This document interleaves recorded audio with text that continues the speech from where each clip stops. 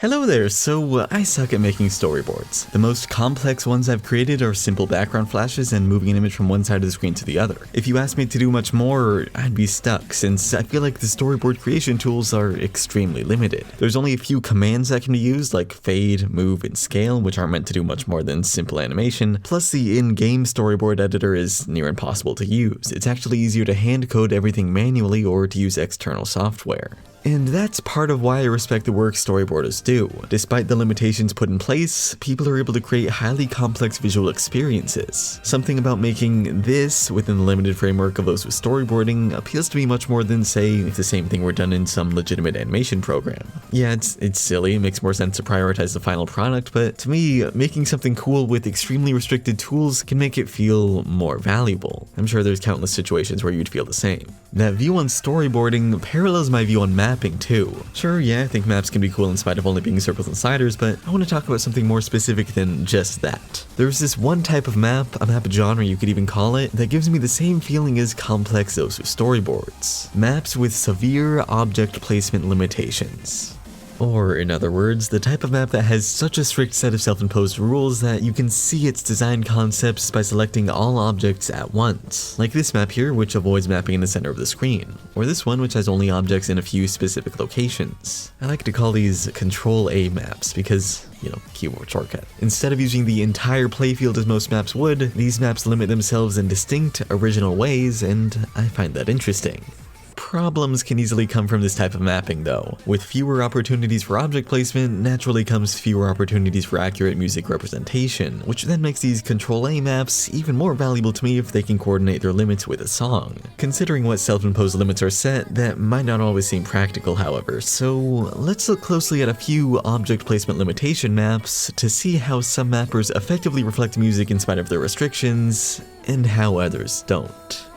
The first example, a recently ranked map of Egoists Reloaded, is a bit of a weird one. By selecting all objects, we can see part of its idea, these three lines, but that only scratches the surface of it. These other seemingly random objects falling outside the lines are still designed with the same restrictions in mind. All objects are straight lines heading upwards, fanning outwards at the same angle, and symmetrical with each other. So yeah, even though selecting everything looks kinda messy, localized selections show that object placement is still extremely restricted, and that doesn't hurt the map. Alongside these vertical movement and symmetry gimmicks is careful representation of the song through a few different ideas, all of which are shown pretty clearly in this slow section here.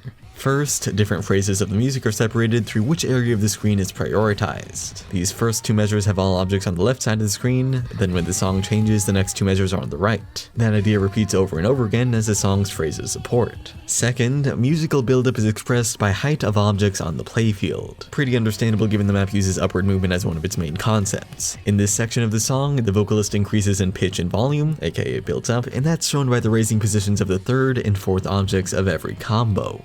Lastly, climaxes and other important parts of the music are made to stand out through object placements in the middle of the screen. By switching between left and right so often, it only makes sense that landing in between those is notable, especially when perfect symmetry like this is recognizable to everyone immediately. And of course, music is represented in the obvious ways other maps use too, like denser rhythm and higher spacing to show higher intensity. You don't need me to explain those. What matters more here for this map specifically are these other ways of expressing music, since they're what allow this object placement limitation to not feel completely stale. Restrictions like this upward symmetry thing run the risk of getting boring due to the repetitive, unstimulating nature, so I can confidently say that some mappers would partially ignore the music to compensate. But by expressing the music in ways complementary of the map's gimmicks, along with ordinary mapping concepts, it's able to maintain my attention and follow the song. Also, I shouldn't need to say it, but this weird doubles section of the map isn't the only one that represents music in these ways. At the intro to the map, for example, objects switch sides of the screen every measure. Over the course of 16 measures, they steadily reach the top of the screen in accordance with the song's build-up. And at the end of some jump spam, there's a climax at the exact center of the playfield. Then there's this part where two measures of mapping are on the right side, the next two are symmetrically placed on the left, and the following four are essentially in the middle to show importance. And there's this build-up, whose background vocals increase in pitch alongside slider spacing and height, which is again followed by standout placement at the center of the playfield. Comparing the three choruses even shows this stuff. Each chorus is more intense than the last, so object placements steadily get higher and spacing gets larger. This is the first chorus with all objects selected, this is the second, and this is the third. So through these ideas, the restricted object placements don't hinder how the map follows the music. It's still a well-functioning map, even though objects are all placed in the same strict upward symmetrical way. Well, except for one part. Concepts for the map slightly change during the most intense section of the song, not the chorus, but a weird instrumental bit marked by key I. To make this section stand out while still adhering to the map's object placement limitations, the mapper made one simple change. It goes down. That's it. Because it's distinct from everything else in the map, which goes up, it successfully expresses a major variation in the music, the biggest variation in the entire song, while still fitting within its object placement restrictions. All of that is why I like this map and why I believe it works so well. It's got a strictly controlled gimmick, and even though doing so is harder, it still manages to follow the song appropriately.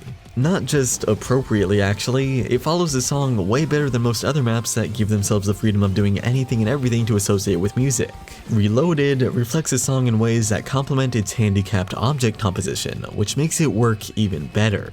And really, I think just about any of these ctrl+a style maps can more than effectively reflect music like this, regardless of what specific gimmicks they're utilizing. In the same vein as Reloaded, this is another map with weird self-imposed restrictions, but it might not be as obvious at a glance. Objects don't repeat in the same locations here, and symmetry isn't as in your face. Instead, this map is built around using the center of the grid as a pole for rotation, as seen by these rings surrounding it. Mapping like this is actually easier than you'd think, because the rotation command automatically moves objects with the center of the screen as its pivot point. Placing any object, then copying, pasting, and rotating from there is all that's necessary to create a ring. More importantly though, this map expresses music effectively in spite of, and also through, this way of mapping. Most contrast in the map is expressed through changes in layers. Sections of the map are subdivided into short phrases, each of which usually are mapped within a single ring at a time. For example, look at this section. Each different combo follows a different small phrase in the music. The first is in this ring,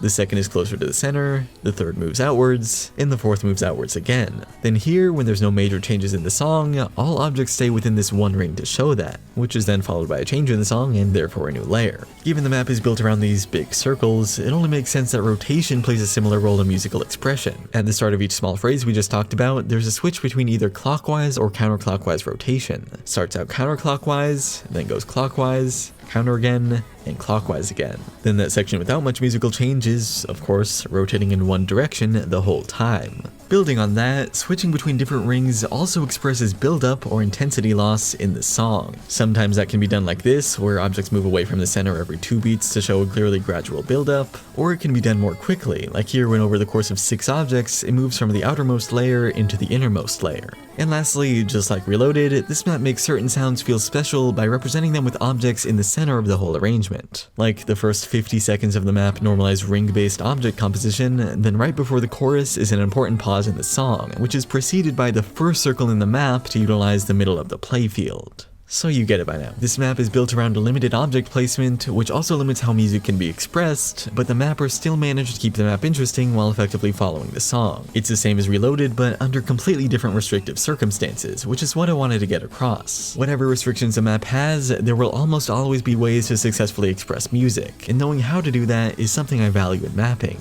Which leads us to this map. The final example, a map with restricted object placement, as you can clearly see, that sacrifices expression of the song to do so. This map is built around basic symmetry. Every time there's a slider on one side of the screen, you can bet there's going to be one on the other side immediately after. That's not inherently an issue. With enough thought, anyone could easily make a map like this follow the music. However, this map specifically doesn't take the effort to do so. Objects are arranged symmetrically, ignoring the song's points of emphasis countless times just for the sake of strictly and easily maintaining visuals. You shouldn't need someone to explain what parts of this map are gross. It's everything. Just comparing the song's important bits with the map's clickable elements blatantly shows its flaws. If you tried playing this map, you'd think someone mapped it without listening to the music. Probably because that was how it was actually made. If you force object composition to the point of misrepresenting music, you've failed at making a map with object placement limits. This is what I feel when playing lots of older maps whose designs are often based around symmetrical visuals overriding music like this, and in some newer maps poorly designed with restrictions. They shoehorn in objects where they don't belong because of the map's limiting concepts, and believe that's better than following a song. This is a mindset I don't agree with, especially because I know that even with some of the most restrictive mapping ideas, it's more than possible to function as a proper map. This example may be an exaggeration, but it's still rooted in how I see people handle restrictive mapping techniques. Ideally, a map doesn't prioritize its design choices over the music. A map should incorporate its design choices into how it expresses a song, which if done like those first two examples, can make them into something I value the same way as I value elaborate storyboards. Something more special than the average map because of its limitations. So that's about it. I enjoy these types of maps because they show that even under the harshest circumstances, it's practical to create a solid product. And well, they use cool concepts that I don't see in other maps, but what's enjoyable about that should go without saying. Anyway, thanks for watching, and I'll see you next week.